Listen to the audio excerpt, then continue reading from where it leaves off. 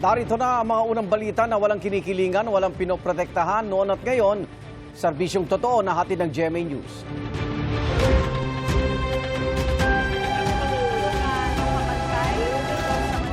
Yung wala na naman ho dito. Unang balita!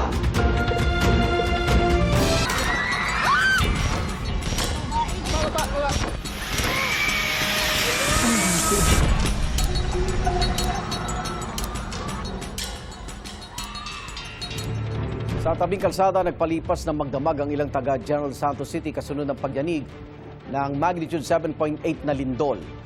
Mas pinili nilang maglatag ng higaan sa kalsada kaysa bumalik sa kani-kanilang bahay dahil sa takot na muling lumindol. Ang ilan naman, naghihintay habang hinahanap ng rescue teams ang kanilang mga kaanak na natrap sa ilang gumuhong gusali. Sa pinakahuling tala ng Office of Civil Defense, hindi bababa sa 35 ang nasawi sa lindol. Lubhang naapektuhan ang unang araw ng balik eskwela sa ilang paaralan sa Mindanao kahapon dahil sa magnitude 7.8 na lindol. Ilang estudyante ang hinimatay. Live mula sa Matarao, Davao del Sur, may unang balita si Argel Relator ng GMA Regional TV. Argel, may buntag. Ivan, hanggang sa ngayon, suspendido pa rin ang klase ng mga paaralan sa malaking bahagi ng Davao Region, bunsod ng malakas na pagyanig kahapon.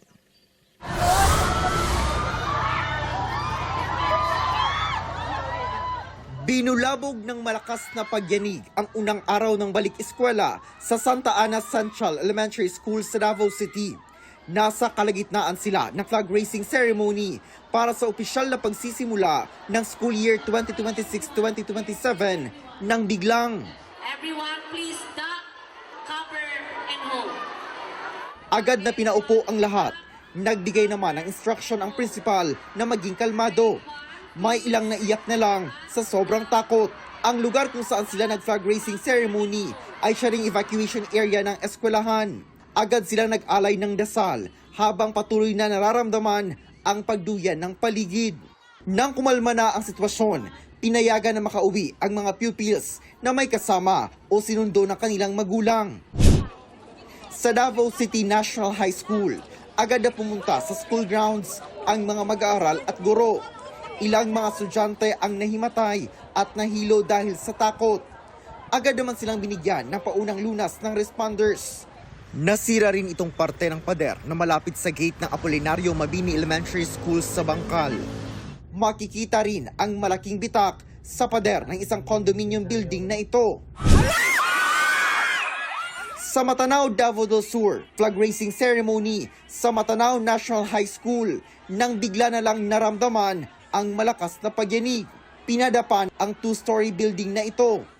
Sa sunod-sunod na lindol na naranasan noong taong 2019, nakitaan na umano ng mga bitak at danyos ang school building na ito. Kaya't simula noon ay hindi na nila ito ginamit pa at inabandona na. At sa nangyaring malakas na pagyanig, pinadapa na ng lindol ang school building. Kasi facing yung mga bata natin sa flagpole, nasa likod po, medyo malayo po din sa mga bata. Ito po yung building natin na condemn na siya, hindi na siya pinapagamit since 2019 kasi nasira ito. In fact, naka cyclone wire yan siya para hindi talaga mapasukan ng mga bata. Nakaschedule na rin ito para i-demolish. Agad na pinauwi ang mga estudyante at guro. Suspendido din ang klase. Sa awa ng Diyos, lahat po ng ating students ay safe. Meron lang yung iba, mga iilan-ilan na medyo nag-hyperventilate. Yun naman ay natugunan ng ating mga nurses at ng ating ambulance from the LGU. Nabulabog din ang flag raising ceremony sa Dimolok Valley National High School sa Davao Occidental. Agad na inilikas ang mga estudyante at mga guro. Sa Libak, Sultan Kudarat, nabulabog rin ang mga estudyante at mga guro nang maramdaman ang pagyanig. Sinuspende ng City Government of Davao ang klase sa lahat ng level ng pampubliko at pribadong eskwelahan sa Davao City, kabilang na ang mga opisina ng local at national government agencies. Ivan, mapakita lang natin ng mas malapitan dito sa likod do, itong abandonadong building ng Matanaw National High School na gumuho dahil sa tindi ng pagyanig kahapon. Doon sa dulo makikita natin, ito yung original structure. Ito yung original na arrangement ng building. At mula dyan hanggang doon na sa dulo ay bumagsak na, hindi na natin nakikita ang unang palapag ng building matapos itong matabunan ng ikalawang palapag. Makikita rin natin ang mga semento, ang malalaking bitak at nakausli na rin ang bakal ng mga poste. Ibig sabihin ay hindi na yan nakayanan ang bigat na ikalawang parte ng gusali dahil nga sa lakas ng pagyanig kahapon. Mula dyan, ito na ay hanggang sa dulo mula doon. Kaya ayon sa lokal na pamahalaan, simula pa 2019, nang sunod-sunod na niyanig ang Davao del Sur ay talaga nakitaan na ng kanilang mga engineers ng mga bitak at primarily 3 kolum pa lang daw ang nakikita nila. Ngunit kahapon talagang bumigay na itong building. Ayon sa lokal na pamahalaan ay makikipagtulungan na sila sa provincial government upang mabigyan ng pondo ang tuluyang pagpapademolish nitong building. Ivan. Maraming salamat at ingat kayo dyan. Argel Relator ng GMA Regional TV. Pagpapadala Department of Health ng Health Emergency Response Teams sa mga lugar na apektado ng magnitude 7.8 na lindol sa Mindanao. Ayon kay Health Undersecretary at Spokesperson Albert Domingo, magmumula ang team sa DOH hospitals at Centers for Health Development. Nakistambay naman ang 3 emergency medical assistance teams mula po sa Luzon at Visayas para magdagdag ng mga field hospital sa Mindanao. Kahapon, bumisita si Health Secretary Ted Herbosa sa mga pasyente sa mga tent na itinayo ng Sarangani Provincial Hospital. Umakyat na sa 30 ang kumpirmadong patay sa pagguho ng ginagawang gusali sa Angeles, Pampanga. Ayon sa Bureau of Fire Protection Region 3, na-recover ang huling 2 bangkay kagabi at kanina madaling araw. Isa sa ilalim pa sa proseso ang mga labi para matukoy ang kanilang pagkakakilanlan. Batay sa huling ulat, 30% na ng debris ang naalis sa mga otoridad. Nagpapatuloy pa rin ang search, rescue and retrieval operations. Noong May 24, nangyari ang pagguho ng 9 na palapag na gusali sa Barangay Balibago. Inaalam pa ang sanhi ng pagguho. Apektado rin ng malakas na lindol ang linya ng komunikasyon pati supply ng kuryente at tubig sa ilang bahagi ng Sarangani at General Santos City. Sa panayam ng 24 oras, sinabi ni Sarangani PDRMO Head Rene Punzalan na nawalan ng kuryente sa unang distrito ng probinsya. Hirap pa rin daw ang serbisyo ng telecommunications companies. Ayon naman kay Energy Secretary Sharon Garin na nanatiling walang kuryente sa Socoteco 2 sa General Santos City. Gumagawa raw ng paraan ng ahensya para maibalik agad ang supply ng kuryente. Sabi naman ng Department of Information and Communications Technology, nakabantay sila sa sitwasyon sa mga lugar na apektado ng lindol na nakararanas ng internet at signal interruption. Magpapadala raw sila ng satellite-based internet service para makatulong sa energy communication. Ang General Santos City Water District naman nag-abiso na sa kanilang mga customer na makakaranas ng mahina o walang supply ng tubig kasunod ng lindol. Kuha po tayo ng update sa mga lugar na naapektuhan ng magnitude 7.8 na lindol kahapon, almost 24 hours after. Makapanayan po natin Office of Civil Defense Spokesperson Junie Castillo. Sir Junie, good morning. Ayun na. Sir Junie, go ahead. Ayun. Good morning, Ivan. Good morning sa ating mga tagapanood. Yes, Sir Junie. Ano ba latest natin? Death toll, ang bilang ng mga nasaktan at kung may mga hinahanap pa sa mga sandaling ito? Ivan, sa ngayon ang death toll natin, nakakalungkot nga po, umabot na ito sa 36. Ito po ay 33 coming from Region 12 and then yung Region 11 naman po ay 4. Meron pong sa Region 12 alone, meron tayong 456 na injured and then meron pong 4 so far na pinaghahanap. Doon naman po sa mga affected na population natin, meron pong 17,689 na mga pamilya ang apektado at meron pong 77,186 individuals na apektado po nitong nangyari nga pong lindol. Mukhang kakapasok lamang ng balitang yan, Sir Junie, dahil kanina binabalita lang namin 35. Saan po yung nadagdag na isa? Sa Sarangani po, nadagdagan, as of 8 p.m. kasi kahapon, yun yung sa Sarangani ay 17. Pero ngayon pong umaga, no, ang report sa atin, yung 17 sa Sarangani ay 18 po. So 36. Sir, ano ho yung kinamatay ng karamihan sa mga casualties natin? Karamihan po sa mga mga nasawi ay ito po ay mga nabagsakan po ng debris.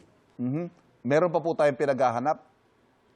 Sa ngayon, Ivan, meron pang 4 na so far na missing. Pero again, this is initial data kasi ang tinitingnan natin, ito yung mga reported ng pamilya o may naghahanap pa. Pero just like what happened dito sa Pampanga, more or less natin tinitingnan itong number ng missing. Yes. Sir Juni, kahapon ipinag-utos ng Pangulo na agad gumalaw ang OCD at ang NDRMC mag-coordinate sa mga local CD o MDRMOs. Ano ho ang status ng ating coordination ngayon at saan po yung tutok natin, ika nga, sa ating search, rescue, and retrieval? Kung tutok, Ivan, doon sa nangyari, kasi ang tinitingnan natin ngayon, General Santos City, and then din yung Sarangani, so dito sa Region 12. So doon ang tutok ng ating mga search, rescue, and retrievals. Pero ganun pa man, some other areas also ay nandun din yung ating mga responders. Ang nangunguna dito, syempre, yung mga lokal na DRRM officers natin, mga responders. Ganun din yung Bureau of Fire Protection, yung PNP, even the Philippine Coast Guard, at syempre, yung lead ng SRR, ito po yung Armed Forces of the Philippines. Kumusta yung power supply, supply ng tubig at communication lines sa mga apektadong lugar, Sir Juni? Pwede ba natin mailagay in terms of percentage kung gaano nakalaki ang na-restore as we speak? Sa ngayon, Ivan, I don't have that data kung ilang porsyento, pero nandun pa rin si Yusek Harold and Cabreros sa General Santos City. Mag-iikot ulit sila this morning to get those data and to really see the extent of the damage. Pero in terms of itong ating mga infrastructure, merong naiulat po 9 bridges. Again, this is for Region 12 alone. And then merong 19 na mga kalsada na may damage din. Ang estimate kagabi, ang estimate doon sa damage to infrastructure, so far, merong halos mahigit 900 million na damage to infrastructure. Again, this is estimate lang, base dun sa mga nakitang damage kahapon. Meron din, Ivan, ng mga damage sa mga kabahayan, kahapon or kagabi, ang recorded na damaged houses, umaabot na ito ng 1,889 damaged houses. Mga 1,500 dito ay mga totally damaged houses. Sir Juni, nabanggit niyo yung mga nasirang infrastruktura. Ano ho ang epekto nito sa access sa ilang mga lugar na kailangan nating hatiran ng tulong? Oo, Ivan, doon sa mga, wala pa tayong nakukuha kung merong mga isolated na mga barangays, bagamat may mga nakita na tayo na may mga yung bridges at saka yung mga kalsada na sira, pero in terms of the food and non-food items naman kasi may mga preposition na tayo, meaning sa ibang lugar, so some of those cut-off bridges and areas ay kukuha lang yun dun sa kabila, kung saan may mga preposition na pagkain, and then ganun din yung tubig inumin kasi nga yung mga supply ng tubig, mga water utilities, ay may mga damage din doon. So pero so far we are not getting information na talagang kulang pa. Oo. Yung sa kuryente naman, Ivan, may mga ospital kasi tayo, dahil walang linya ng kuryente, nagpadala tayo mga gasolina at saka mga generators para doon sa mga ngailangan na critical infrastructures dahil yung mga gasolinahan hindi rin siyempre makapagbenta ng mga gasolina. Sir, makibalita na rin kami sa status ng General Santos Airport kasi I understand lumilipad yung mga pumupunta doon via Davao City. Ano ho bang status ng Gensan Airport? May damage po sa General Santos kaya kahapon pa lang lahat actually ng flight sa General Santos ay kanselado or rerouted. Kaya kahit yung mga galing sa central office sa national government agencies natin ay lumalapag po sa Davao and then nagcha-chopper or nagsasakyan po papunta dito sa General Mukha Santos. bang matatagalan, Sir Juni? Kung titingnan natin, Evan, kung recovery and rehabilitation in terms of the infrastructure, no, medyo matinding damage nga po ang mga nangyari. No? Kung makikita natin yung mga images, may mga gumuhong mga gusali, hindi man totally na gumuho, pero nakikita natin totally damaged pa din, no, dahil hindi ito magagamit.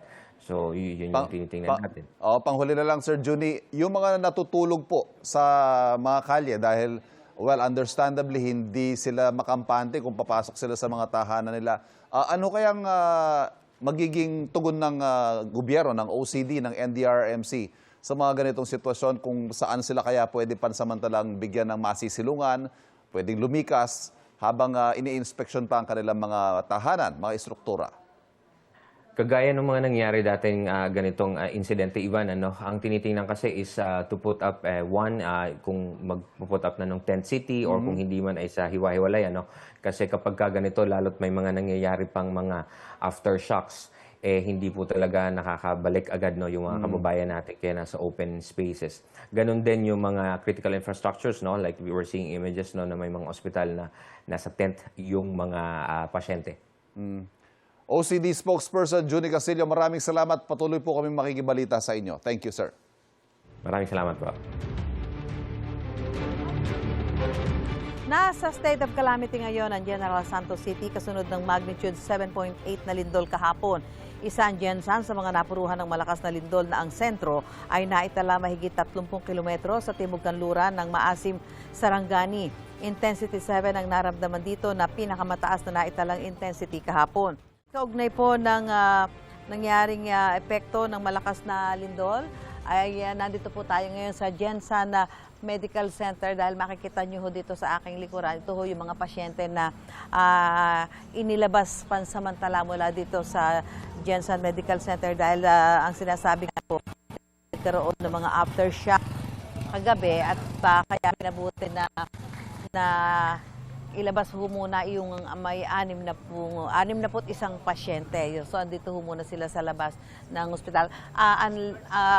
Kailangan muna ho magkaroon ng pagsusuri doon, makita yung integridad nung gusali bago ho ipasok itong mga pasyente na ito na ngayon nga po ay pansamantalang tumutuloy dito po muna sa may labas. Samantala, ngayon po, makakausap po natin si Ginoong Kevin Palaka. Siya po ang hospital administrator nitong Jensan Medical Center. Hi, magandang umaga po. So itong mga pasyente po ito, sila po hindi naapektuhan ng lindol, bagko sila po talaga naka-confine dito? Yes, majority of them are currently admitted when the earthquake struck. But there are also patients na kakadating din kahapon as a result of the earthquake because they sustained trauma and they were really advised for admission for further healthcare management. Apo. Tapos paano to, Kevin? Hanggang kailan sila mananatili dito sa labas ng ospital? Hanggang ngayong umaga lang, papasok na sila ulit because mainit dito sa labas. Inalaw lang namin sila kagabi na manatili dito kasi they're still afraid because of the strong aftershocks. Malakas pa rin kasi ang aftershocks since kagabi. So this morning, kaya namin sila iniikot to ask them kung pwede na sila makapasok and request them because of the heat mamayang tanghali lalo na. Yung kumusta naman yung ospital? The hospital sustained minor damage only. Kaya po binigyan na kami kahapon ng clearance to return inside the hospital. The only damage we noted is on the side wing of the facility. Yun lang. So, paano ang dito? Kung if ever magkakaroon uli ng mga aftershock, so ano ang gagawin? Ilalabas uli sila? Ilalabas ulit sila kasi the temporary position nila dito lang naman din sa lobby muna. Hindi namin muna sila babalik sa second and third floor. Sa matataas na palapag, yes, hindi na muna? Hindi na muna because of the aftershocks.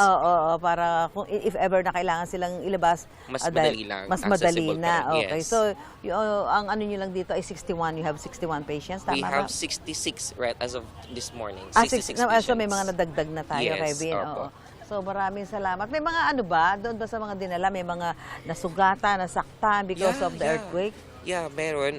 May bata kami kahapon na sa forehead yung injury, while her mother is injured at the back. Malaking sugat talaga sa likod. Kaya finorward namin sa ER kahapon for further management at saka in-advised eventually for admission. So, dito pa ba sila ngayon? O I nakalabas think na? they have discharged late in the evening last night. Apo. Okay, maraming salamat si Thank you. Ginoong Kevin na Palaka, siya po ang hospital administrator. So ito po, ngayong umaga, papasok na po itong mga pasyente na ito, 66, sabi ni Kevin, at na medyo mainit na ho yung panahon. At if ever, papasok ho sila, dito lang ho sila sa ground floor. Kung medyo malakas, madali ho silang mailalabas ulit dito sa gusali nitong Gensan Medical Center. So, yun po ang ating update mula po dito sa Gensan General Santos City. Balik po tayo sa studio.